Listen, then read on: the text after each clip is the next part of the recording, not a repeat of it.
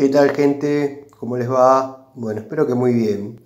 Les dejo en este videíto, hecho con una foto, allá a principios de los 90, mi primer tablero, con estas herramientas, las llaves combinadas de la marca Stanley, Workmaster en su mayoría. Ahí vemos el jueguito de llaves Shiba, de 2 bocas. Un surtido, un elenco de llaves estriadas de la línea Tramontina, sacabujías articulados, un par de llaves T. Bueno, los famosos destornilladores que siempre cuento, los verdes, varilla cuadrada, destornillador celestal, algunos tenía. Había logrado comprar bastantes en la ferretería del Mudo, ya mencionada acá en el canal.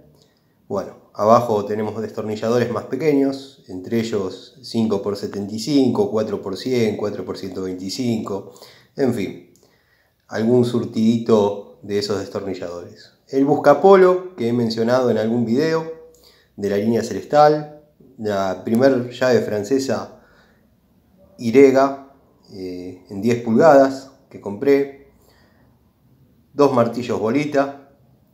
Más o menos el más grande tendría medio kilo.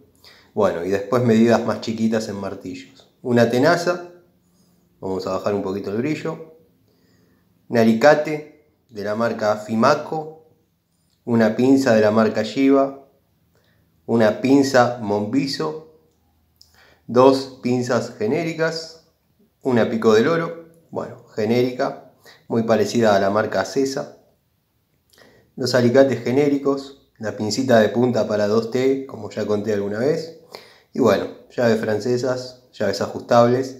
Ahí vemos un abaco de 8 pulgadas. Después, bueno, eran de la línea Diamond y las de abajo Bullet.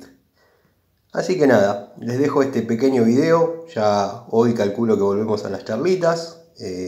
Pero bueno, encontré esta foto de muy antigua data de mi primer tablero. Mi primer tablero que tenía ya a principios de los 90 en el tallercito que tenía en el fondo de mi casa. Les mando un saludo y espero que estén bien.